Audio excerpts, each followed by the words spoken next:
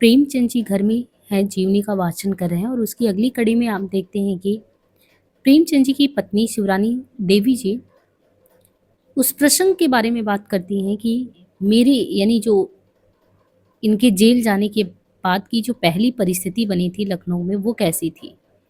इन्होंने कहा कि पहले जब मैं कांग्रेस में काम करने लगी, जुलाई का महीना था।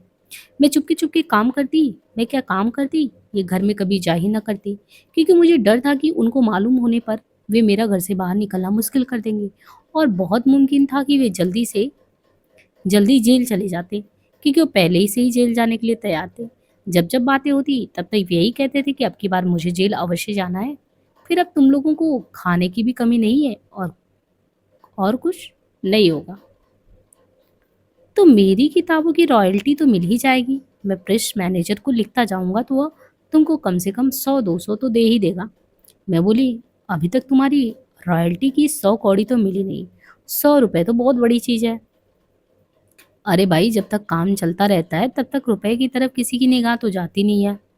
मैं कम से कम एक दिन में 2 मोहल्ले की मीटिंग अटेंड करती थी और भाषण देती थी। मैंने अखबारों में अपना नाम देने को रोक लगा रखा था कि मेरा कहीं पे ऐसे नाम ना आए।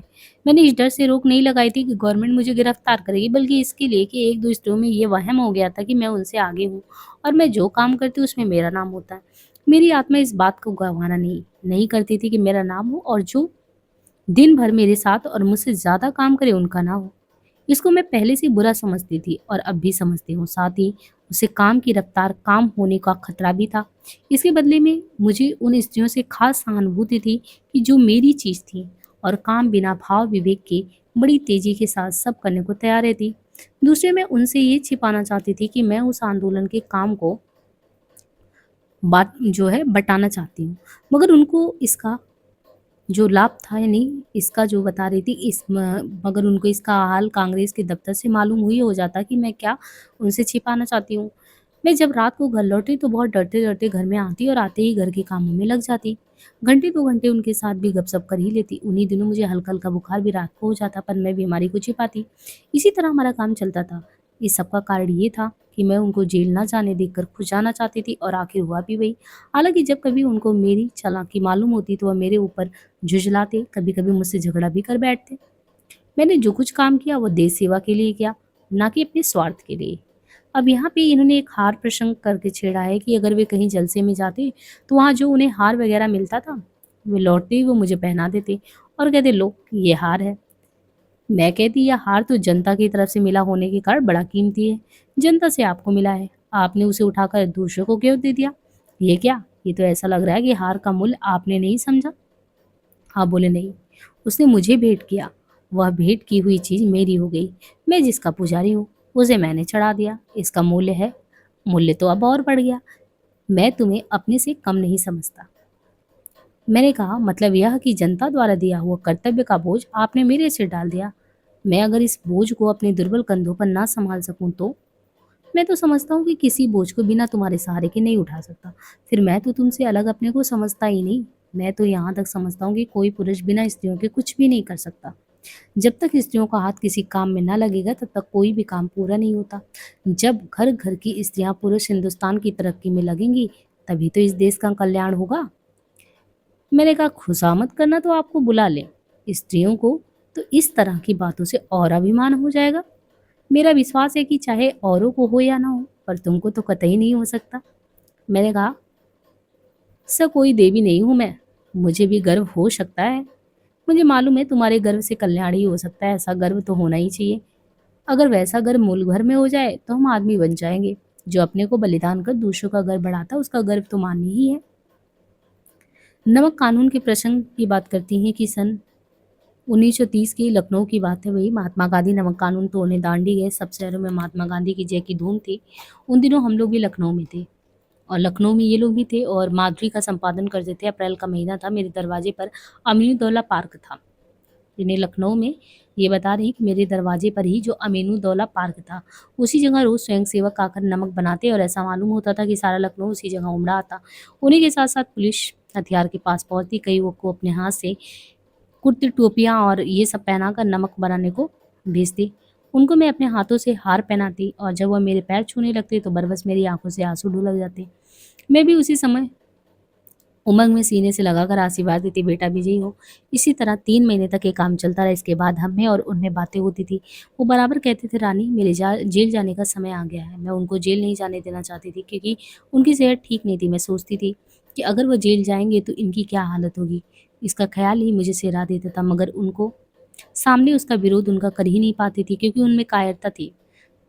अगर मैं इस तरीके से विरोध करती थी तो कायरता ही था। सभी के पुत्र और पति और भाई सबके प्यारे होते हैं, तब सभी अपने अपने को छिपा कर ही रखना चाहते हैं। तब काम करने वाले कहाँ से आएंगे, इसकी चिंता मुझे थी। अब मैं स्वयं सोचती कि बच्चे जेल जाने के काबिल थे ही नहीं और इनको जेल जाने देना चाहती नहीं थी। तब सवाल आता कि आखिर जेल जाएगा तो कौन। इसमें आगे बढ़ना मेरा काम था। 20 जुलाई को स्वरूप रानी नेहरू लखनऊ आई थी और उनका भाषण सुनने में स्वयं गई थी। हिंदुस्तान के बड़े बड़े आदमी मेरे ख्याल से सभी जेलों में जा ही चुके थे। नेहरू जी भी जेल में थे। माता स्वरूप रानी नेहरू के भाषण में वह जोर था, वह दर्द था, वह गर्मी कि जो शायद मुर्दों में भी जान डाल दे। मुझे मुझ जैसी मुर्दा दिल को भी कुछ गर्मी मिली और मैंने भी अपने कर्तव्य की तरफ कदम बढ़ाया। माता स्वरूप नेहरू ने स्त्रियों के सामने उनका कर्तव्य बताया। उनमें बहुत सी स्त्रियों ने हस्ताक्षर किए, उनमें मैंने भी अपना नाम दिया। उसी दिन से मैंने भी काम करना शुरू किया। पहले महिला आश्रम नहीं थी। जब पहले महिला आश्रम नहीं हुआ करता था, उन्हीं दिनों 11 स्त्रियों ने मिलकर महिला आश्रम कायम किया। सब स्त्रियां 12 बजते बजते आश्रम पहुंच जाती। उनमें मैं और मेरी लड़की भी रहती। पहले शुरू शुरू का काम था। स्त्रियों में काफ़ी घबराहट थी, मुझे भी घबराहट होती। मुझे अकेले घर लौटना होता, तब मैं घबराई हुई रास्ते में चलती। पर कहीं वह मुझे बाजार में देख लेते तो वह मेरे साथ हो रहे थे। कहते कि तुम इस कदर घबरा क्यों जाती हो। मैं झेप जाती और कहती मैं क्या करूँ, मेरा अकेले में जी घबराता है। वो कहते इसमें घबराने की कौन सी बात है। तब मैं कहती कि मान लो कोई बदमाश मिल जाए तो क्या होगा। तब वो कहते कि मान लो कोई बदमाश है ही तो तुम्हारा क्या बिगाड़ लेगा, तुम चुपके से अपने घर चले आना। तब वो मुझे दरवाजे तक लौटा कर पहुंच जाते, फिर लौट कर बाजार से सामान लेने जाते। इसी तरह 2 ढाई साल तक चलता रहा। यहाँ पे देखिए जेल का प्रसंग इन्होंने छेड़ा है कि सन 1931 नवंबर का महीना था, 11वीं तारीख। आप 3 दिन पहले ही बनारस आए हुए थे और 8 बजे का समय था। एक बहन महिला आश्रम से आई और मुझसे बोली, चलिए आपको कांग्रेस दफ्तर में बुलाया गया है। मुझे नहीं मालूम काम क्या है। वहां जाने पर मालूम हुआ कि विदेशी कपड़ों की दुकानों पर हमारे 10 स्वयंसेवक गिरफ्तार हो चुके और व्यापारी लोग विदेशी कपड़ों की गांठों पर मोहर नहीं करा रहे हैं। अब आप लोग जाइए, तब कहीं उन लोगों में गर्मी आएगी। मैं 11 बहनों के साथ एक मोटर पर गई और कुछ बहनों को लौटती मोटर पर आने के लिए बुला लाई। वहां जाने पर हमने पिकेटिंग करना शुरू किया और कोई 14-20 मिनट के बाद पुलिस इंस्पेक्टर आया। मुझसे बोला, आपको हम गिरफ्तार कर रहे हैं। मैं बोली, पहले वारंट तो दिखाओ। इंस्पेक्टर ने कहा, वारंट की कोई ज़रूरत नहीं, नए कानून के अनुसार। मैं अपनी छपू बहनों से बोली जो आई थी साथ में, महात्मा गांधी की जय के नारे लगाओ, हम लोग गिरफ्तार हो गई हैं, चलिए। हम लोग महात्मा गांधी और भारत माता की जय के नारे लगाते हुए लारी पर बैठ गए। उनके साथ 7 बहनें हम थे, एक इंस्पेक्टर, एक कांस्टेबल और कुल मिला के वही 7-8 लोग। सब बहनें राष्ट्रीय गीत गाती हुई चली। थोड़ी दूर जाने पर पुलिस इंस्पेक्टर लारी रुका कर उतर गया। फिर भी हमारा गाना उसी तरह चलता रहा। मुझे ख्याल आया कि मेरी गिरफ्तारी के पहले कोई 50-60 स्त्रियों को पुलिस शहर से बाहर भीड़ स्थान में छोड़ आई थी। जब लारी से इंस्पेक्टर उतर गए तो मैंने देखा कि मेरी लारी पर जो सिपाही बैठे थे उनकी आंखों में आंसू थे। मेरा ख्याल है कि उनके दिल के अंदर दर्द भी था। मुझसे बोले, माता जी यहाँ हमको 22-22 रुपए मिलते हैं, अगर हमको बाहर दूसरा कोई 10 भी देता तो हम इस पाप की नौकरी को कभी छोड़ ही देते। मैं बोली, बेटा इसकी कोई बात नहीं, जब तक तुम नौकरी करते हो तब तक तुम्हारा ये कर्तव्य हो जाता है कि ईमानदारी के साथ अपना कर्तव्य करो, क्योंकि एक तरह का यह भी बेईमानी है कि तुम हमारे साथ रियायत करो। जैसे हम अपने नेता की बात मानकर जेल जाते हैं, उसी तरह तुम्हारा भी कर्तव्य तुम लोग ये जरूर करना कि हम लोगों को कहीं बाहर ना छोड़कर जेल में ही छोड़ना। सिपाही आंखों में आंसू भरकर बोला, माता जी यदि आप लोग इतने उदार ना होती तो जेल ही क्यों जाती, हम आपको जेल में ही ले जाकर छोड़ेंगे। दुख तो इस बात का है कि जिन माताओं और बहनों को हमें पूजना चाहिए उन्हीं की आज हम इस पापी पेट के लिए जेल ले जा रहे हैं। मैं बोली, बेटा तुम लोगों को ईश्वर से प्रार्थना करनी चाहिए कि वहाँ हमें अपना कर्तव्य करने के लिए शक्ति दे। तुम अब भी मेरे बेटे हो और मैं तुम्हारी माँ। हाँ, रास्ते दोनों के अलग अलग हैं। यही कहते कहते हम जेल के फाटक के पास पहुंच गए। वहां इंस्पेक्टर पहले ही मौजूद थे। सिपाही लोग भी आंखों से आंसू पोंछते हुए लारी से उतरे और हम 7 स्त्रियां भी लारी से उतरी। जेल के दफ्तर से गई, वहीं सबसे नाम गांव पूछा गया। जेलर ने सबके नाम गांव लिखने के बाद जिन बहनों के पास जेवरात थे उनको उतरवा कर रखवा दिया और हम बहनों को जेल में ले जाने के लिए जमादारी से कहा। मैं जेलर साहब से बोली, आप कांग्रेस दफ्तर में फ़ोन करा दीजिएगा कि हम लोग जेल के अंदर आ गए हैं। जेलर ने कहा, बहुत अच्छा, मैं किए देता हूँ। मैंने धन्यवाद किया। जेल के अंदर जब मैं गई तब दोपहर के 2 बजे थे। जेल में बहनों को हमारे आने की पहले से खबर मिल चुकी थी। वो हमारे स्वागत के लिए आँचलों में फूल भरे, हाथों में माला लिए पहले ही से खड़ी थी। हम जैसे ही पहुँचे वैसे ही वे गले में माला डालकर फूल बरसाकर इस तरह मिली मानो मुद्दतों से बिछड़ी हुई परिचित बहनें मिली। थोड़ी देर में वहाँ खासी भीड़ इकट्ठा हुई। वहाँ थोड़ी ही देर में देश की सारी बातें सुना लेने की बात हुई। इसी तरह बाहर की बातें बताते-बताते 5 बज गए। 5 बजने के बाद कोई 400-500 आदमी और मेरी लड़की और मेरे बच्चे भी पहुँचे। फिर मैं दफ्तर में बुलाई गई। हम सब बहनें फाटक पर आई। मेरे घर से कपड़े वगैरह और मेरी रोज़ की ज़रूरी चीज़ें लेकर आए थे। मेरा छोटा बच्चा 9 साल और कुछ महीने का था। स्कूल जाते समय वो मुझसे कहकर जाता कि अम्मा तुम बाहर कांग्रेस का काम करने ना जाना, नहीं तो गिरफ्तार हो जाओगी। तुम घर पर नहीं रहती तो घर अच्छा नहीं लगता। रोज़ाना तो मैं उसको उपदेश देती थी कि मान लो मैं गिरफ्तार हो गई तो तुम क्या करोगे? क्या मुझसे माफ़ी मंगवाओगी? तब वो नन्ही-नन्ही दोनों बाहों में गले डालकर और मेरे सीने में मुँह छिपाकर कहता, नहीं, नहीं अम्मा माफ़ी नहीं मंगवाऊँगा। आज उसी को अपने सामने देखकर मैं खुद रो पड़ी। आँसुओं को छिपाती मेरी आँखें बच्चों के सामने ना उठती। डर ये था कि मेरे छिपे हुए आँसू मेरे बच्चे ना देख लें। एक बहन मेरे बच्चों के साथ मिलने को गई थी। उन बहन को मैंने अपने बच्चों को सौंपा, जब तक मेरे पति जी ना आए तब तक आप इन्हीं के पास रहिएगा। उस वक़्त अपने बच्चों को दूसरे के हाथों में सौंपते हुए जो दर्द मेरे दिल के अंदर उठा, उसको बहुत-बहुत कोशिश करते हुए भी छिपा नहीं पाती। आज भी मैं उस दर्द को महसूस करती हूँ अपने पति की मृत्यु पे और अपने जीवित रहने पर भी। क्या उनको हम लोगों को छोड़ते समय कम दर्द हो रहा होगा? मगर नहीं, सबको समय की तरफ समय साथ में ही नचाता और इंसान विवश होकर उसी की कठपुतली ले रहता है और उसी में गोते खाता चला जाता है। सब दर्दों को बुलाते हुए भी मनुष्य उन्हें भुला नहीं पाता। ये मेरी ही नहीं, सभी मनुष्यों की कमजोरी है। अब भी मैं उन सब बातों को याद करती हूँ तो आंखों में आंसू छलछला आते हैं। दूसरे दिन मेरे पति घर आए। उनको पहले ही मेरे जेल जाने की सूचना मिल चुकी थी। वो मुझसे मिलने जेल में आए। मैं दफ्तर में बुलाई गई। आप फाटक पर खड़े थे। मुझे देखते उनकी आंखें भर आई। अच्छा तुम जेल में आ गई? मैंने कहा हाँ, मैं तो आ गई हूँ। कहिए आप तो अच्छे थे ना? आप बोले हाँ, मैं तो अच्छा हूँ। तुम अपनी कहो तुम कैसी हो? मैं खुद अपना खुशी का चेहरा बनाती हुई बोले हाँ, मैं तो अच्छी हूँ। यहाँ हमारे जेलर काफ़ी आराम दे रहे हैं, मुझे कोई कष्ट नहीं है। उसके बाद वो मुझसे मिले। मैंने उनको घर की बातें बतलाई और कहा कि अच्छी तरह से रहिएगा, बच्चों का ख्याल रखिएगा। इन सब बातों के बाद वह अपनी स्वाभाविक हँसी में हँसकर बोले, तुम तो इधर कैद हुई, उधर मुझे भी बंदी बना दिया। मुझे उनकी बनारस की बात याद आई जो उन्होंने प्रेस के विषय में कही थी कि हम तुम दोनों एक नाव के यात्री हैं। यहाँ पे ये स्टेटमेंट एग्जाम में भी आया है कि हम तुम दोनों एक नाव के यात्री, हमारा तुम्हारा ध्येय अलग नहीं हो सकता। मैं बोली उसका निर्णय तो आप 7 साल पहले ही कर चुके हैं। फिर आप बोले अच्छा उसी को तुमने पूरा किया। मैं बोली पूरा तो नहीं किया, हाँ पूरा करने की कोशिश जरूर करी हूँ, मगर मैं तुम्हारे बगैर अकेली कैसे रह सकती हूँ। मैं घर पर रहती तो शायद सारा घर चौपट हो जाता। मैं वहाँ भी आराम करती थी। आपकी कृपा से यहाँ भी आराम ही है। घर पर तो बहुत काम है, यहाँ तो मैं आराम से हूँ। इसी तरह 6 बार वो मुझसे मिलने आए, मगर मैं देखती थी कि वो मुझे जेल में देखकर खुश नहीं थे। मैं देखती थी कि वो मुझे देख आंखों में आंसू भरे रहते। जिस समय मैं छूटने वाली थी मुझे उस तारीख के 1 दिन पहले ही छोड़ दिया गया। छूटकर मैं अकेली ही घर पहुंची। उस समय आप दफ्तर में थी। जब वह शाम को घर आए तो मुझे देखकर मुस्कुरा दिए। मैंने उनकर उनके पैर छुए। मुझे उठाकर सीने से लगाते उनकी आंखें सजल हो उठी। मुझसे बोले क्या तुम बीमार थी? गला तो मेरा भी भर आया था। मैं बोली मैं तो काफ़ी अच्छी हूँ, आप बीमार थे क्या? आप बोले मैं बीमार क्यों होने लगा? मैं तो घर में आराम से बैठा था, मुझे तो बीमार होने की कोई वजह ही नहीं थी। हमारी छोटी भौज यानी जो भौजी थी, बच्चे आदि बैठी थी। मेरी छोटी भावज बोली आप कहते कि मैं आराम से बैठा था। जिस दिन से आप जेल गई उस दिन से कभी आपके चेहरे पर किसी ने हंसी तक नहीं देखी। आप झेपते हुए बोले आप भी खूब हैं। मेरी भावज बोली मैं झूठ नहीं बोलती, मैं तो सच कह रही हूँ। इसमें सब बच्चों ने मिलकर हाँ में हाँ मिलाई। मेरी भावज उठकर फल और मेवे ले आई। सब लोग खाते जाते और मैं मेरी गैर हाजिरी में जो जो बातें हुई थी मुझे बताते। ऐसा मालूम होता था कि घर में नया जीवन आ गया, मगर एक दूसरे की तंदुरुस्ती की तरफ देखते हुए हम दोनों खुश नहीं थे, क्योंकि 8 पाउंड मेरा वजन घटा था और 14 उनका। रात को जब सब लोग हट गए तब मैंने पूछा कि आखिर आपकी हालत क्या है?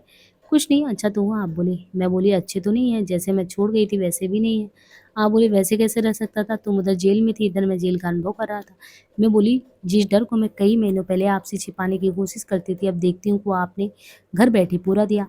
या मेरे साथ क्या तुमने अन्याय नहीं किया? आप बोले चाहे मैंने न्याय किया चाहे अन्याय, मगर इंसान तो इंसान ही रहेगा। वो कैसे अपनी तबीयत को बदल लेगा? मैं तुम्हारी बातों में आ जाता था, मगर तुम मुझसे छिपा छिपा कर सारे काम करती। क्या तुमने ये पाप नहीं किया? तुम कौन हट्टी कट्टी थी? डायमोल मारिच थी? ये कहो कि तुम खैरियत से जेल से लौट आई। मुझे तो रात दिन यही चिंता रहती कि शायद तुम्हारी लाश ही ना आ जाए। तुमको याद नहीं है जब तुम्हारे जेल जाने के पहले मैंने तुम्हारा नाम वर्किंग कमेटी में देखा था, तभी मुझे मालूम हो गया था कि तुम जेल जाने को तैयार हो। बल्कि मैंने मोहनलाल सक्सेना से जाकर कहा भी था कि इनका नाम आपने व्यर्थ ही दिया है। तब उन्होंने अपनी मजबूरी जाहिर करते हुए कहा कि मैं क्या करूँ साहब, इनको स्त्रियों ने चुना है। उस समय तुमने कहा था कि मैं जेल जाने के लिए तैयार नहीं हूँ, मैं तो बहुत बचकर रहूंगी। जब जेल जाने की बारी आई तब मैं घर पर ही मौजूद नहीं, तुम पहले से ही पहुंच गई। मैं बोली, 700 स्त्रियों का लोभ भी तो नहीं छोड़ा जा सकता, मैं भी मजबूर थी। वो बोले, क्या ये तुम्हारी चोरी नहीं है? जहाँ जहाँ काम होता था पुलिस की लारी तुम्हारे साथ घूमती और तुम मुझे हमेशा बहाना देकर निकल जाती। यहाँ तक तुमने रोक दिया था कि तुम्हारा नाम तक अखबारों में ना आए। क्या ये धोखा नहीं था? मैं बोली, मैं डरती थी कि आप मुझे रोक देंगे और खुद जाएंगे। इसको धोखा भी कहा जा सकता और पाप भी। मगर मैं मजबूर थी, मेरे दिल के अंदर एक प्रकार की बेचैनी रहती थी कि आखिर मेरे घर से जेल कौन जाए, और जाना ही था। बच्चे इस काबिल होते तो मैं पहले उनको भेजती। आपको भी तो तंदुरुस्ती ही चाहिए थी ना। आप बोले तुम जेल गई तो मैं अच्छा हूँ ना। अच्छा बुरा तो वही होता जो ईश्वर चाहता है। आप बोले तो फिर पहले ही से ईश्वर पर क्यों ना रही? पहले ईश्वर पर इसलिए नहीं रही कि तकदीर और तदबीर दोनों साथ साथ चलते हैं। आप बोले, खैर ठीक है। मैं बोली, हाँ जो कुछ हो सब ठीक ही है। उस दिन रात के 2-2:30 बजे तक इसी तरह की बातें होती रही। जब मैं जेल से लौटी और दूसरे दिन उनके कमरे में गई तो वहाँ मैंने देखा कि मेरा फोटो लगा है और उसको एक चंदन की माला और एक फूल की माला पहनाई गई है। मैं बोली, यहाँ आपने मेरा फोटो क्यों लगाया? यहाँ लोग आते जाते हैं, यहाँ क्यों लगा दिया? इसको यहाँ नहीं लगाना चाहिए था, क्योंकि यहाँ हर तरह के लोग मिलने जुलने आते हैं। ये अच्छा नहीं मालूम होता। इसे मुझे उतार कर दे दीजिए। आप हंसकर बोले, ये क्या हटाने के लिए लगाया है? मैं बोली, ये अच्छा नहीं लगता साहब, कोई देख लेगा। तो क्या मैंने इसको छिपा कर रखा है? देखने के लिए ही तो लगाया है। मैं बोली, ये तो एक तरह से मुझे शर्म मालूम होती है। ना मालूम तुम्हें क्यों शर्म लग रहा है, मुझे तो कोई शर्म नहीं लग रहा है। तुम्हारे कमरों में मेरे भी फोटो तो लगे हैं, तो मेरे में तुम्हारे लगे हैं। मैं बोली, मर्दों के कमरों में औरतों के फ़ोटो अच्छे नहीं लगते। इसमें बुरा लगने वाली कोई बात नहीं है। तो तुम्हारी फ़ोटो कहाँ लगी कि तुमको बुरा ना लगे, अच्छी लगे और तुमको शर्म भी ना आए? मैं बोली, मेरा फ़ोटो मेरे कमरे में रहे, मेरा भाई लगावे, मेरे बेटे लगावे तो मुझे बुरा नहीं लगेगा। आप बोले, ओह! तो मैं समझता हूँ कि तुम्हारा फ़ोटो लगाने का सबसे ज़्यादा अधिकार मुझे है। खैर, ये जो 2 नाम तुमने लगाए हैं ना, ये तो कुछ नहीं, मगर मेरी उम्र का कोई दूसरा पुरुष तुम्हारा फ़ोटो लगाए और उसकी उपासना करे तो शायद मैं उसका जानी दुश्मन हूँ। मैं बोली, इसमें उपासक होने की कौन सी बात है? आप अपने मित्रों के फोटो नहीं लगाते हैं? आप बोले, मित्रों का फोटो तो मैं लगा सकता हूँ, मगर मित्रों की बीवी का फोटो लगाने का मुझे कोई हक नहीं है, एक माँ बेटी बहन को छोड़कर। इसी मेल के साथ तीसरे लोग भी हो सकते हैं। तुम खुद सोच सकती हो कि तुम्हारी तरह की किसी दूसरी औरत की फोटो मैं अपने कमरे में लगा लूँ तो क्या तुमको बुरा नहीं लगेगा? मैं बोली, मैं तो समझूंगी कि माँ बहन समझ कर लगाया होगा, मैं तो कभी भूल से भी ख्याल नहीं करूंगी। आप बोले, तुम दो हो सकती हो, या तुम बिल्कुल बेवकूफ़ या पागल है, या तो तीसरी बात सोचने की तुम्हें शक्ति ही नहीं है। मैं बोली, अच्छा साहब, मैं पागल हूँ, बेवकूफ़ हूँ, सब कुछ हूँ। मेरा फ़ोटो मुझे उतार कर दे दो, ये मुझे अच्छा नहीं लगता। आप बोले, फ़ोटो तो मैंने लगाया है, उतारने के लिए नहीं। या तो तुम भी हमारा फ़ोटो उतार कर हमें दे दो। मैं खींच कर बोली, जाओ जी, जाकर हंसी कराओ, मुझे क्या करना है? जो लोग आएंगे आपसे मजाक करेंगे, मैं क्या सुनने को बैठी रहूंगी? आप बोले, तुम्हारी वजह से मैं ऐसा नाजुक हूँ नहीं कि इन सब से मैं डरूंगा, और ना मैं ऐसा हूँ कि मजाक नहीं कर सकता। तुम इसकी फिक्र तो छोड़ ही दो, मजाक से तुम्हारी ही नानी मरती, मेरी नहीं। मैं बोली, मर्दों का मजाक क्यों बुरा लगने लगा? हम औरतों को मजाक बुरी लगती है, मैं देखता हूँ कि मजाक से सबसे ज़्यादा तुम्हारी नानी मरती है। मैं खींचकर वहाँ से चली गई। आगे इन्होंने सन 31 की बात की है। शी क्लास आंदोलन के लिए जो है नमक कानून तोड़ा जा रहा था, और कईयों को आपने अपने पैसों से खादी का कुर्ता टोपी धोती पहनाकर मेरे हाथ से उनके गले में हार पहनवा दिया और लखनऊ के गूंगे नवाब के पार्क में भेजा। भेजते हुए कहते थे, जाओ बहादुरी, नमक कानून तोड़ो। मैं भी जल्दी पहुंचता हूँ। उन लोगों को हार पहनाते हुए मेरी आंखों में आंसू आते। कभी कभी वह मार भी पड़ती उनको। उस समय का वह दृश्य आज भी आंखों में आंसू ला देता है। आप भी कई बार चलने को तैयार हुए, पर मेरे अनुरोध को वे टालते नहीं थे। जब जब भी जेल जाने का प्रस्ताव आता मैं स्वीकार न करती। उनकी तंदुरुस्ती सालों से गिरी हुई थी, फिर भी उनका दिल बिल्कुल युवा का सा। मुझे यही लगता कि जेल में इनका तंदुरुस्ती बहुत खराब हो जाएगा। उनकी यह बातें सुनकर मैं आगे निकली। उन्हें जेल में मैं नहीं देख सकती थी। एक दिन की बात है, मैं महिला आश्रम गई थी। वो बहुत सी बहनों ने सलाह करके मुझे कप्तानी का पदवान दे दिया। मैं क्या करती, सासू स्त्रियों का आग्रह कैसे टालती। मैंने उन्हें धन्यवाद किया। उसी समय बाबू मोहनलाल सक्सेना ने मुझे वर्किंग कमेटी का मेंबर भी बनाया। वहाँ पर जो भी कार्रवाइयाँ हुई उन्हें अंग्रेजी में उन्हें नोट किया। मेरे साथ जो वॉलंटियर मेरे घर पर पहुँचाने आया, उसी के द्वारा बाबूजी को लिखा कि उसे उर्दू और हिंदी में तर्जुमा करने का अधिकार है। वो आदमी लौट गया तो आप मेरे पास आए और बोले, तुमको मालूम है वो कप्तानगिरी तथा वर्किंग कमेटी मेंबरी तुम्हें जेल ले जाएगी। मैं बोली, मेरा कुछ बस नहीं उन लोगों के सामने चलता, वे दूसरों को पसंद ही नहीं करती थी। फिर वो कोई नौकर नहीं है जो अपनी ज़िम्मेदारी अधिक समझता है, उसे उतना भार दिया ही जाता है और उसे लेना भी चाहिए और भाई 2 में 1 को तो करना ही पड़ेगा ना। तो आप बोले, मैं भी अब जेल जाने की तैयारी में हूँ। मैंने कहा, मैं कहाँ जेल पहुँच रही हूँ? मुझसे इतनी बात करने के उपरांत आप कांग्रेस ऑफिस जाकर मोहनलाल सक्सेना से बोले, भाई ये तुमने क्या किया? जिन्हें तुमने कप्तान और वर्किंग कमेटी का मेंबर बनाया वो अगर जेल गई ना तो उनकी महज लाश बचेगी। वे हमेशा अपनी ताकत के बाद काम करती आई हैं। सक्सेना बोले कि उन्हें तो स्त्रियों ने चुना है, मेरा क्या बचता। हाँ, वे उतनी स्त्रियों का आग्रह टाल ना सकी। जब मैं जेल गई तो आप घर पर नहीं थे। दूसरे दिन पहुंचे घर पर मेरी लड़की, दोनों बच्चे नौकर थे। दूसरे दिन सबको साथ लेकर जेल में मेरे पास पहुंचे। उनकी आंखें आंसू से भरी। मैंने उनसे कहा, मैं बड़े आराम से हूँ। उन्होंने कहा, ठीक है। जब जब मिलने के लिए वे जेल गए तब तो उनकी ये हालत थी। कई दिन मित्रों की बधाइयाँ आई, तार आए। कई मित्र सामने बधाई देते हुए बोले, भाई आप खूब रहे, बीवी जेल में और आप बधाई लेने घर बैठे। मैंने तो अपनी सबसे अमूल्य चीज़ भेंट की है।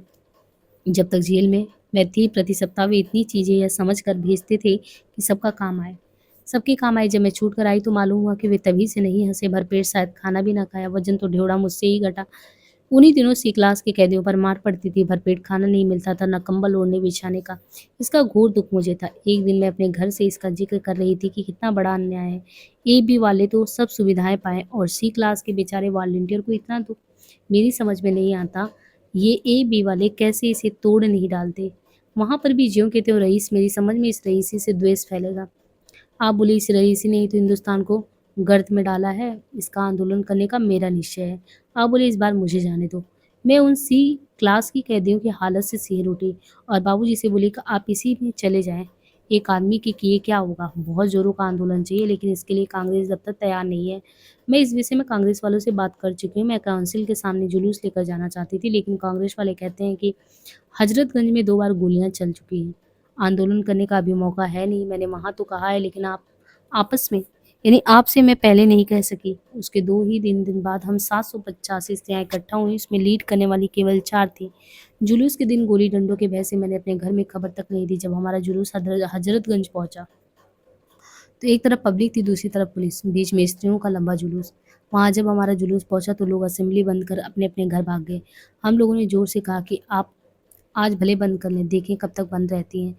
हम कल फिर आएंगे। आपको जिस तरह तैयार होना तैयार है। सुबह फिर हम लोग वैसे ही जुलूस बना कर चल दिए। हम लोगों के रास्ते में 400 कांस्टेबल हाथ में हथियार लिए और 4 लारियां वहाँ खड़ी थी। इसका पता आपको माधुरी ऑफिस में लगा। वहाँ से 10-5 को लेकर आप हम लोगों को देखने आए, पर करते क्या, वहाँ तो पुलिस के दल ने जुलूस को रोक दिया था। मेरी राय ये हुई कि 5-5 स्त्रियाँ जत्था बनाकर चले। पहले जत्थे में मैं भी रही। मोहनलाल सक्सेना बोले, आप तो अभी लौटी हैं, आप पीछे ही रहे। मैं बोली, ये मेरी मर्यादा के बाहर की बात है। नीचे जमीन जलती थी, ऊपर सूरज तप रहा था। बहुत देर खड़े रहने के बाद होम मेंबर छतारी ने पूछा, आपका मनसा क्या है? सी क्लास के कैदियों के साथ आदमियत का व्यवहार किया जाए, पशुओं सा नहीं। छतारी कहने लगी, वो अच्छी बात है। अगर आप ना कर सके तो साफ कहिए। हमने तय किया है कि असेंबली आकर इस सवाल को अपने हाथ में नहीं लेती तो उसे तोड़ देना चाहिए। आप कल पता ले लें, इसका इंतजाम फौरन किया जाएगा। कल ही सही। हमारा जुलूस किसी तरह वापस आया। आप भी थे। मैं महिला आश्रम गई क्योंकि शाम को पब्लिक मीटिंग थी। कांग्रेस का स्टेज गैर कानूनी करार दे दिया गया था। मुझसे उनसे मुलाकात भी नहीं हुई। मीटिंग अमीनाबाद पार्क में थी। 12,000 पब्लिक थी। कई पुरुषों के भाषण हुए। मेरा भी नाम ऐलान किया गया। मेरा नाम सुनते ही आप दहल गए। मैं स्टेज पर आई और कहती क्या, मैंने भाषण बहुत गर्म दिया। उन भाषणों का असर इतना हुआ कि 50 के करीब स्वयंसेवक अपने नाम लिखाने को तुरंत तैयार हो गए। जब मैं बाहर निकली तो आप मुझसे मिले और बोले, मनाओ खुदा को कि खैर हुई, नहीं तो तुम अब तक सेंट्रल जेल या अस्पताल में होती। तुमको मालूम नहीं कि कांग्रेस गैर कानूनी करार दे दी गई है? मुझे मालूम क्यों नहीं था? मालूम होते हुए आग उगल रही थी। मैं क्या करती? जब बोलने खड़ी हुई तो चुप रहती। जब मरना ही है तो कुछ कर जाना चाहिए था। तुम मुझे हमेशा धोखा देती रहती हो। जब जब मैं तैयार होता तुम पहले ही तैयार हो जाती और मैं रुक जाता हूँ। 2 में 1 ही आदमी तो जा सकता है। हम इतने मालदार नहीं कि हमारे बच्चे हमारे बिना ही सुखी रह सकेंगे। फिर आप साहित्य के ज़रिए तो अपना काम कर ही रहे हो, खामोश थोड़ी बैठे हो। मैं घर में बैठे-बैठे क्या करूँ? आप घर में बैठकर और ज़रूरी काम कर ही रहे हैं ना, तब यश प्राप्त कर लेंगे। जब कभी जस बँटने लगेगा तो सब मैं तुम्हें दे दूँगा। मैं बोली, बड़े दानी हो। ऐसा दिल तो स्त्रियों को मिला है कि काम करके छिप जाती हैं। बच्चे हमें तो तकलीफ हमें होगी। नाम आपका हो। हम दोनों में इस तरह के विनोद चलते रहते थे। म्यूनसिपैलिटी से रैलियों की निकाले, यानी जो म्यूनसिपैलिटी से जो रैलियाँ थी उनको निकाले जाने का प्रस्ताव पास हो चुका था। मैं सोचने लगी कि आखिर ये जाएंगे कहाँ और इनका पैसा क्या होगा। ये ऐसी घृणास्पद है कि दुनिया में रहने के लिए इनको जगह ही नहीं। आखिर ये हमारी चीज हमारी ही बीच की तो है। मैं इन्हीं चिंताओं में मशगूल थी। पाप करने में क्या इन्हीं का हिस्सा होता है? पूरे समाज के इनसे बाहर है। ये अत्याचार तो उन्हीं लोगों की प्रेरणा का फल है। आप उसी समय मेरे कमरे में आए और मुझे उदास देकर बोले, कैसी तबीयत है? वो बोली, स्त्रियों की तबीयत होती है क्या? बोले, आखिर बात क्या है? मैं बोली, पूछ कर क्या कीजिएगा, ईश्वर ने पुरुषों को स्त्रियों की जिम्मेदारी दी है। वे चाहे जो कर सकते हैं। मेरी समझ में बिल्कुल नहीं आता कि परमात्मा स्त्रियों को क्यों जन्म देता है। दुनिया में आकर वे क्या सुख उठाती हैं, मेरी समझ में नहीं आता। शायद पुरुषों के पैर तले रौंदी जाने के लिए वे संसार में आती है और हमेशा उन्हीं उन्हें ही सबकी सेवा करनी होती। अगर मेरा वश होता ना तो मैं स्त्री मात को संसार से अलग कर देती। ना रहता बांस ना बजती बांसुरी। आप जोर से हंसते हुए बोले, आखिर बात है क्या, ये तो बताओ। उसी जगह अखबार था, उनके सामने कर दिया। बोली, देखिए, अपने लोगों की करामात देखिए। आप उसको पढ़कर कुछ गंभीर हो गए। बोले, रानी, यह ना तुम्हारे बस की बात है ना मेरे, और इन बातों में रखा ही क्या है? व्यर्थ में तुम खुद दुखी होती हो और उनका दोष मुझ पर देने लगती हो। तुम ये जानती हो कि मेरे बस में ये सब कुछ नहीं है। मैं बोली, आप इस पर लिख और बोल तो सकते ही हैं। ये क्या है कि जो बात बुरी लगे उसे वैसा मानकर बैठ जाओ? आप बोले, लिखने के मामले में तो मैं कभी पीछे नहीं रहा हूँ। इन्हीं की गुत्थियां सुलझाने के लिए मैंने सेवा सदन लिखा। आपने इनका सेवा सदन उपन्यास देखा होगा कि सेवा सदन में वो कहते हैं कि और भी कहानियाँ और लेख मैंने लिखे हैं। अमल करना ना करना तो उन लोगों के हाथ में है ना। तुम सारा का साथ दोस्त मेरे पे क्यों मर देती हो? खुद परेशान होती हो और मेरे ऊपर मग बिगड़ती हो। मैंने पूछा, कोई उपाय हो तो बतला दीजिए। ये बात सुनकर मेरा चित्त बहुत उद्विग्न हो उठा। आप बोले, जब तक हिंदुस्तान आज़ाद नहीं होता तब तक इनकी गुत्थियां नहीं सुलझ सकती। या तो फिर कोई बड़ा महात्मा पैदा होगी जो इन गुत्थियों को सुलझा दे। सदियों से बिगड़ा हुआ जमाना इतनी जल्दी कैसे सुधर जाएगा? मैं बोली, पुरुष वर्ग ये क्यों समझता है कि दुनिया में उन्हीं लोगों के रहने की जगह है? उन लोगों को पहले वे ही लोग घर से निकाल लाते हैं। वे लोग उन्हीं लोगों की खराब करने की वजह से खराब होती हैं। फिर आखिर वो दुनिया से बेचारी जाए कहाँ? मरने पर भी तो छुटकारा नहीं है इनका। आपने कहा, मालूम होता है मैंने ये हालात बना रखी है। मैं बोली, मुझे तुम पर गुस्सा नहीं आ रहा, मुझे गुस्सा आ रहा है दुनिया की अनीति और घोर अत्याचार पर। बिगड़ रही हूँ कि आप इसे सुनकर कोई उद्योग करें। आप बोले, तुम विश्वास मानो, ये मेरे बस की बाहर की बात है। समाज से लड़ने के लिए स्त्रियां जितनी विवश हैं उससे कम विवश पुरुष नहीं है। अपना वश ही नहीं तो क्या किया जाए? मैं बोली, गांधी जी भी इस पर कभी कुछ नहीं लिखते। आप बोली, जिन विषयों पर बोलते हैं उन्हीं को कहाँ लोग मान लेते हैं। मैं बोली, आप तो शायद वे ही इन अभागिनों का कुछ उपकार कर पाए। मेरे करने पर वो हंसने लगी। मुझे और भी क्रोध आया। मैंने कहा, आप हंसते क्यों हैं? मुझे बेचारियों पर दया आ रही है और आप हंसते हैं। आप बोले, लाचारी की बात है, ज़्यादा सिर खपाना ठीक नहीं है। मैं बोली, ऐसे समाज को तो खत्म कर देना चाहिए। मालूम नहीं भगवान है कि नहीं है, तो ऐसे अत्याचार देखते हैं कि, और फिर वो शायद पुरुष ही तो है। आप बोले, इसीलिए मैं कहता हूँ कि स्त्रियों के साथ भगवान ने भी अत्याचार किया। जो भी कठिनाई के काम थे वे तुम लोगों के जिम्मे कर दिए, और तभी सबसे ज़्यादा तुम ही लोग ईश्वर के चक्कर में पड़ी रहती हो। तभी मैं कहता हूँ नास्तिक हो जाओ। मैंने कहा, जले पर नमक मत छिड़को, तुम तो पागल हो गई हो। तो ये कायदे कानून ईश्वर ने थोड़ी ही बनाए, आप ही लोगों के बनाए हैं। आप बोले, ये सब तो होता ही रहेगा, ये बहुत पुरानी बात है, कुछ आज की नहीं है, बहुत दिनों से हो रहा है, बहुत दिनों तक होता भी रहेगा। हम लोगों के मान का यह नहीं कि फिर भी मैं कहता हूँ, रण्य हिंदुस्तान के माथे पर कलंक स्वरूप है। वो कहते हैं कि ये जो है यानी वेश्याएं जो हिंदुस्तानियों के माथे पर कलंक स्वरूप है। ना मालूम ये बातें कैसे आई। आप बोले, रामायण में तुलसीदास ने भी तो तुम लोगों पर आक्षेप ही किया, उन्हें क्यों नहीं खोजती? मैं बोली, तो उनका यसी कहाँ गाती हूँ, फिर तुलसीदास को वैसा स्त्री ने ही तो बनाया। तुलसीदास ने क्रोध में आकर वैसा लिखा, स्त्रियों के प्रति किसी ने न्याय नहीं किया। आप बोले, होगा कोई बिरला ही महात्मा। मैं बोली, जाने कब कौन होगा, शायद इस युग में कुछ सुधार हो। आप बोले, गांधी युग में भी इसका सुधार नहीं हुआ तो फिर 100 वर्षों के लिए इसे गाया ही समझो। मैं बोली, कौन जाने कैसी हालत होगी, बुरी या भली। आप बोले, हालात तो अच्छी होनी चाहिए, तुम्हारी तरह औरों को भी क्रोध आता ही होगा। सुख के दिन बीत गए, वे कहाँ चले गए पता नहीं, जाने फिर लौटेंगे या नहीं। ये संसार भूल भुलैया, कैसे मैं समझूं कि वो कहाँ जमा होते हैं, और अगर जमा होते हैं तो फिर उन्हें वापस होना चाहिए था। मैं उन पर कर्तव्य और अकर्तव्य सब डाल देती थी, मैं उनसे जिद करती थी। अभी मेरी समझ में आता है कि मैं कितनी नादान थी, वही मैं अब हूँ। शायद अब किसी के सामने मुंह खोलने को नहीं तैयार हूँ। मेरा ख्याल था कि मैं सब कुछ हूँ, क्यों ना समझती मेरे लिए उन्हें छोड़कर और था ही कौन। आखिर मैं अपने सुख दुख की गाथा किससे कहती, क्योंकि एक तरह से वे ही मेरी नाव खेने वाले थे। मैं सारा बोझ उन्हीं पर रख देती थी, शायद इसीलिए मेरा उन पर सारा अधिकार था। हम सारी बातें सबसे नहीं कह सकते, दूसरे तो दूसरे हैं ही ना, वे अपने थे, तभी शायद उन्हें मेरी चिंता हर तरह रहती थी। और इसीलिए मैं मुँह भी फुलाती। अब तो जैसे बदल गई हूँ, बदलूँ क्यों ना?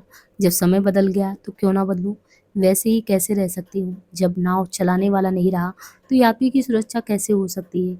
उसी तरह मैं भी डूबी हुई हूँ। देखने में तो मैं बैठी हूँ पर डूबी हूँ। करीब-करीब उसी तरह की हूँ, मगर मेरा दिल उसी समय टूट गया जिस समय उन्होंने दम तोड़ दिया। दिल्ली और होली का प्रसंग कहते हैं कि कई सालों की बात है, मैं इलाहाबाद गई हुई थी और मेरी भाभी होली के दिन मुझे रोकना चाहती थी। आप बोले मैं अकेला हूँ कैसे छोड़ जाऊँ? हाँ, मैं दिल्ली जाने वाला हूँ। दिल्ली वाले ने मुझे बुलाया है। वहाँ से 2-3 दिन बाद लौटूँगा तब आप दोनों होली खूब खेल लेना। जब आप दोनों दिल्ली गए तो वहाँ खूब होली ही रही। वहाँ सारे कपड़े उनके खराब हो गए। जब वहाँ से इलाहाबाद पहुँचे तो 12 बजे थे। आप बोले आओ महादेवी से मिलते चलते हैं। उनके दरवाजे पर हम दोनों पहुँचे। मैं अंदर गई। आप तागे पर थे। मैं फ़ौरन लौटना चाहती थी मगर महादेवी मुझे रोकना चाहती थी। बोली मैं उन्हें भी बुला रही हूँ। जब एक देवी उन्हें बुलाने गई तो आप उनसे विनीत स्वर में बोले जाकर उनको भेजिए। वे महादेवी के पास इस खबर को लेकर आई। महादेवी ने कहा वे खुद आकर लिवा ले जाए, हम इन्हें जाने नहीं देंगे।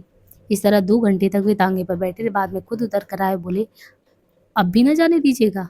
सब एक स्वर से हंसे और बोले आपकी हार तो हुई, मैं तो आप लोगों से कभी से हारा हूँ, तो आप पहले क्यों नहीं आए? मैं सोचता था इन्हें जल्दी फुर्सत हो जाएगी। देवियाँ, आप अपनी चालाकी में थे। इसके बाद उन लोगों ने नाश्ता करवाया। हम लोग स्टेशन से ही खा पी कर चले थे। नाश्ता करने की तबीयत थी नहीं। उन लोगों ने वही पुरानी धमकी फिर दी। आपको मजबूरन खाना पड़ा। इसके पहले मैं प्रयाग महिला सम्मेलन में गई थी और वे उनका मार्ग वे मुझे दे रही थी। मैं ले नहीं रही थी। वे उलाहना देती हुई बोली बाबूजी देखिए ये मार्ग वे नहीं ले रही हैं। इनको ज़बरदस्ती ही क्या रहती है? ज़बरदस्ती है ना? मैं आप लोगों के बीच में बोलूँ ही क्या? आप सब तो हैं ही एक ही टाइप के। लखनऊ विश्वामित्र का एक लेख बता रहे हैं कि लखनऊ में विश्वामित्र का एक लेख, हम अक्सर साहित्यिक, सामाजिक, राजनीतिक विषयों पर भी बात करते। उनमें मैं स्त्रियों का पक्ष हमेशा लेती। कभी-कभी मैं स्त्रियों पर पुरुषों द्वारा लिखे गए लेखों को पढ़कर झल्ला पड़ती और उनसे कहती कि आप इनका जवाब दीजिए, नहीं तो मैं खुद इनका जवाब दूँगी। तब आप खुद अगर ना लिखते तो मुझे रोकते। स्त्रियों का खुद अपनी सफाई देना अच्छा ना होगा मुझसे कहते। मैं कहती फिर कौन जवाब देगा? एक बार मैंने विश्वामित्र में स्त्रियों पर एक लेख पढ़ा।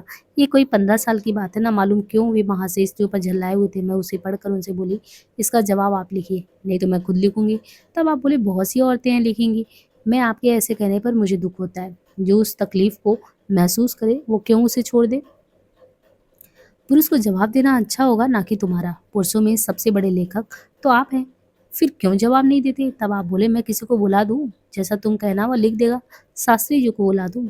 मैंने बोला बुला दीजिए। वो पड़ोस में ही थे। आते-आते बोले कहिए मेरा क्या ज़रूरत पड़ गया? आप बोले आपने आपको बुलाया है। मैं वो पत्रिका हाथ में लिए हुई थी। मैं उनके हाथ में पत्रिका देती हुई बोली ज़रा इस लेख को देखिए। उस लेख का शीर्षक था आजकल हमारी देवियाँ किधर जा रही हैं।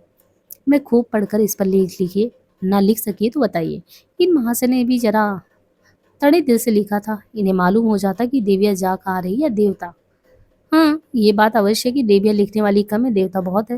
इस वजह से बाजी उनके हाथ में है और ठंडे दिल से सोचते तो पता चलता कि उनका मूल कारण देवियाँ हैं कि देव। आजकल भी उन्नति का मूल कारण देवियाँ ही हैं। अगर 100 में 100 बुरे पुरुष निकलेंगे ना तो स्त्रियां महज 5 निकलेंगी। ये मैं जरूर कह सकती हूँ कि मुगल राज के वासी स्त्रियों पर अधिक अत्याचार होने के कारण वे कमजोर बन गई हैं। इसमें महज समय का दोष है। जैसा समय आने वाला होता है उसी तरह हमारी बुद्धि भी हो जाती है। फिर इसमें दोष किसको दूँ? मगर इन्होंने बिल्कुल पक्षपात ले लिया। इसी सारा दोष स्त्रियां इन पर मर दिए तो अनर्थ हो जाएगा और समाज के लिए बहुत ही हानिकारक होगा। जन्म से मरण तक स्त्रियों के ही हाथ पुरुष रहते हैं, माँ के रूप में, बहन के रूप में, स्त्री के रूप में, बेटी के रूप में, स्त्री सेवा के रूप में। कौन ऐसा समय है वे स्त्रियों से अलग रहे?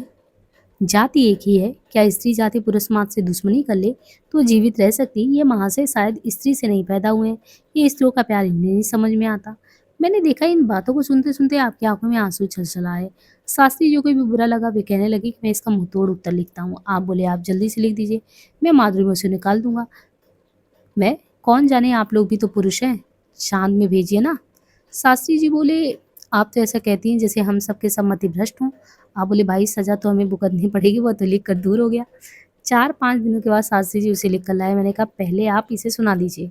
तो आप बोले लिखा तो गया है, पढ़ लीजिएगा। अगर इसमें एक शब्द कटा तो आप जाने।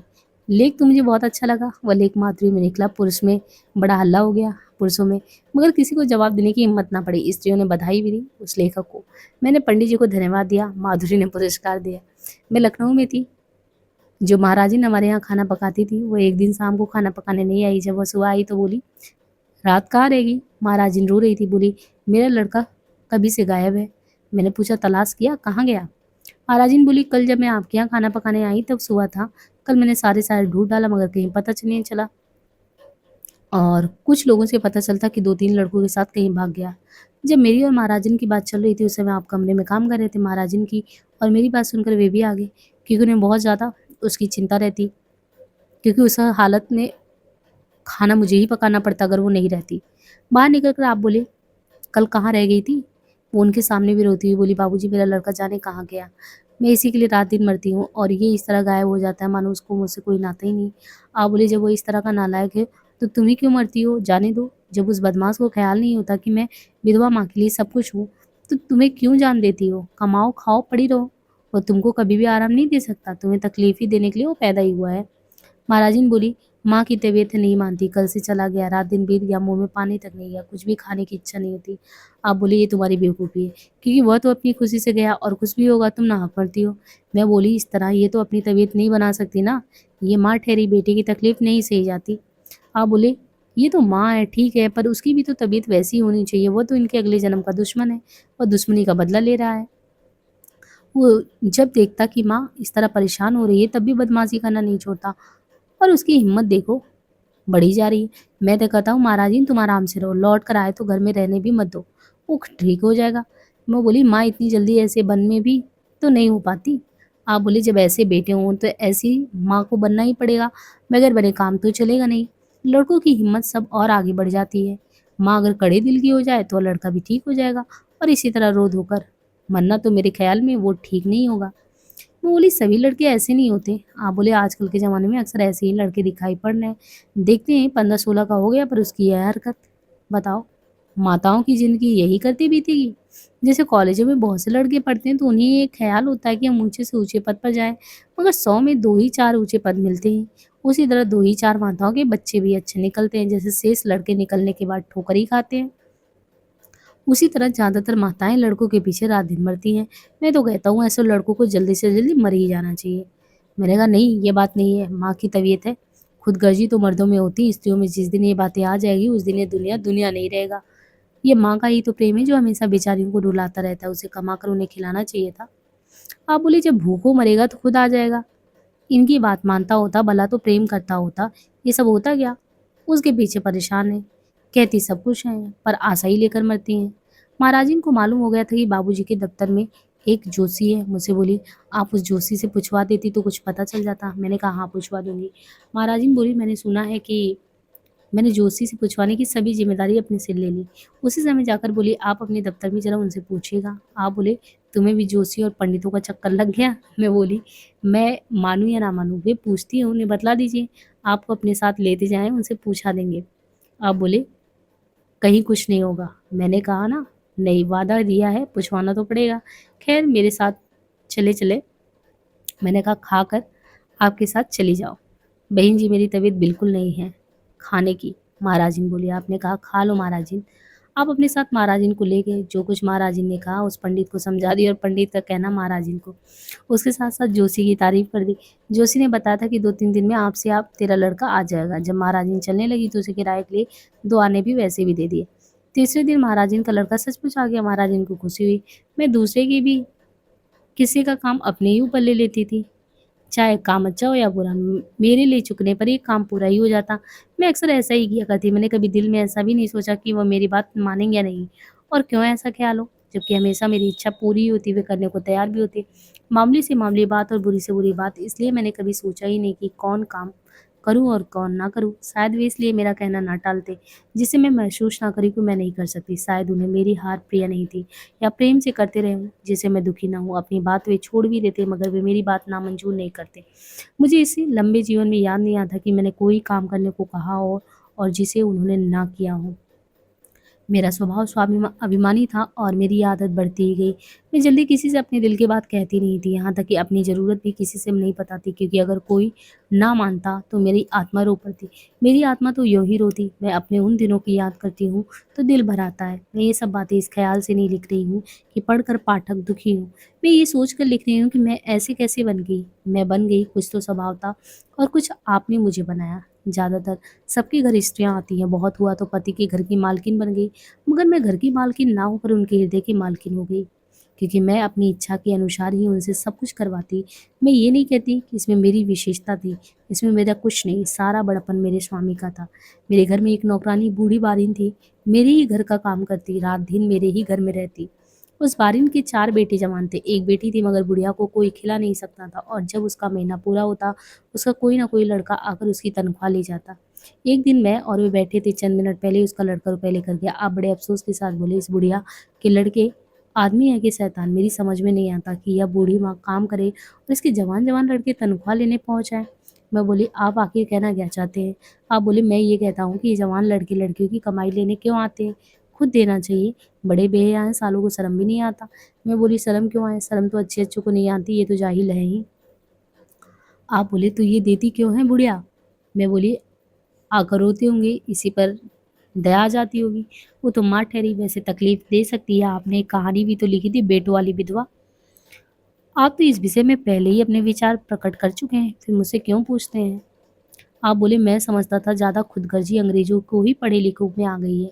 अब इन सबों का हालत देखकर लगता है कि ऐसा है नहीं। मैं पहले देखता था छोटे लोगों में माँ की इज्जत होती थी, उसकी जगह पर ये उल्टा ही दिखाई पड़ रहा। उस बेचारी को रोटी भी देने वाला कोई नहीं, ये तो जवान हो गए हैं। जैसे बचपन में चूस चूस कर उसका दूध पीते थे, अब वैसे ही अभी भी कर रहे हैं। अब इनमें और पशुओं में अंतर है क्या? जैसे कुतिया के सामने रोटी फेंक दो, उसका बच्चा रोटी छीन कर खा जाए, उसे ख्याल भी ना हो कि माँ भूखी है। तो फिर भला इनमें और पशुओं में क्या फ़र्क? इन बातों को बहुत दिन में मनुष्य जाति सीख सकी थी, मगर अब स्वार्थ इस प्रकार बढ़ रहा है कि फिर उसी स्थान पे मनुष्य लौट आ रहा है। मैं बोली, आपको नई नई बातें याद आ जाती है? आप बोले, नहीं नहीं, याद क्या, मैं देखता हूँ उस बेचारी से बड़ी बाल्टी तक नहीं उठती। सुबह जब वो पानी लाती तो उसके हाथ कांपते रहते हैं, या मैं खुद अपना काम कर लेता हूँ, या उधर ही आकर नहा लेता हूँ। शाम के वक्त में खुद चारपाई छत पर डालाता हूँ। मुझे इसकी हालत पर दया आती है, मगर इन भूतों को दया छू भी नहीं पाती। तुम इन लोगों को मना क्यों नहीं कर देती? मुझे इस तरह दूसरों के घर का न्याय बूझने पर क्रोध सा आ गया। मैं बोली, मुझसे नहीं कहते बनता, आप ही समझा दीजिए। आप इन लोगों को समझाना जितना आसान समझते उतना है नहीं। इनके जीवन में जो महत्व लड़कों का है वह किसी का है ही नहीं। ये किसी और के समझाने से समझती भी नहीं है। आपने कहा, तभी तो लड़के बहुत शरीफ हो रहे हैं ना। मोर पिया मोर न पूछे, मोर सुहागिन ना हो, यही दशा इनकी है। मैंने कहा, राणे भाने खुशी। उस दिन देर तक हम लोगों में वाद विवाद होता रहा। आप बोले, स्त्रियों में एक बात ये भी तो है कि शौहर जीता रहे, माने या ना माने, पर वह स्त्री भागवती समझी जाती। कहते हैं कि वो बड़ी सुखी है, जिसका पति ना हो वो अभागिन समझी जाती, उस बेचारी को अभागिन कहेंगे। वो बोली, आपकी इस बात का खंडन तो मैं भी कर ही देती हूँ। जिसका पति मर गया वो तो सचमुच अभागिन है। आप बोले, तुम गलती पर हो। मैं गलती पर नहीं हूँ, आप हैं। मैं इसको नहीं मानता। आपके ना मानने से होता क्या है? आप बोले, मान लो कोई आदमी अपनी स्त्री के रहते दूसरी स्त्री से शादी कर ले और पहले की बात तक नहीं पूछे, दिल में यह मनाता हो कि मर जाए तो अच्छा है। तुम ही बताओ, उसके जीवन में क्या है? उसको तुम सुखी समझती हो? तुम समझो, मैं तो नहीं समझूंगा। मैं उसे ही सुखी समझूंगा जिसका पति मर गया है। कम से कम उसमें जो प्रेम था, अपनापा था, वो तो उसके साथ रहा। उसके लिए अब क्या रहा? उस सधवा के हाथ तो कुछ नहीं लगा। जलना और नफरत बस उस विधवा के दर्पण में है। जलन भी है, मगर विधवा के दिल के अंदर जो अपनापा और प्रेम के अंकुर जमा हो गए, वही उसकी अस्थायी संपत्ति है। उसके मरने पर भी वो दूर हो सकेगा। जो उसके दिल के अंदर की स्मृति है, वही उसके जीवन की स्थायी और अमूल्य वस्तु है। उसके जीवन में ये चीजें मिल जाए, उसे और किस चीज की जरूरत? अब उनका अंदाज लगाओ। जिस घर में जीवित पति चला रहा हो, मुझे क्या मालूम था कि इन बातों को याद करके एक दिन मुझे रोना पड़ेगा। उनके संबंध की सारी स्मृतियों को मन में संजोकर संतोष करना पड़ेगा। वारे किस्मत, तो सब कुछ करवाती है, तेरे हाथ का खिलौना सभी को बनना पड़ता है। मेरे स्वामी ने कहा था कि अस्थाई चीज स्मृति ही होती है और कुछ नहीं। केवल वही चीज अस्थाई है। एक दिन वे थी जब दुनिया भर के वाद विवाद पर घंटों बहस होती। उस समय वे बातें व्यर्थ की बहस मालूम होती। आज उन्हीं को सोच सोच कर लिखने बैठती हूँ। हालांकि उन बातों को सोच कर हृदय पर छुरियां सी चल जाती हैं, मगर फिर भी उन्हें याद किए बिना रह नहीं जाता। उनको सोचने में जो एक झलक सी दिखाई पड़ जाती है वो बीते हुए सुखों की एक स्मृति है। मुझे बेबस होकर लिखना पड़ रहा है। मैं ये सोचकर नहीं लिख रही हूँ कि इसमें पाठकों को कोई मनोरंजन होगा या कोई तथ्य निकलेगा। मैं क्यों लिखती हूँ, क्यों सोचती हूँ, खुद नहीं जानती। हाँ, ये जानती हूँ कि इनको सोचने में कोई सार और कोई तथ्य अवश्य होगा, तभी तो लिखती हूँ। क्योंकि जब आदमी को रोने की इच्छा होती है तब उसको दुःख की घटनाएँ याद करने में मज़ा आता है। तभी तो वह याद करता है और सोचता भी है। बाकी का प्रसंग हम नेक्स्ट पार्ट में देखेंगे। आज के लिए इतना ही।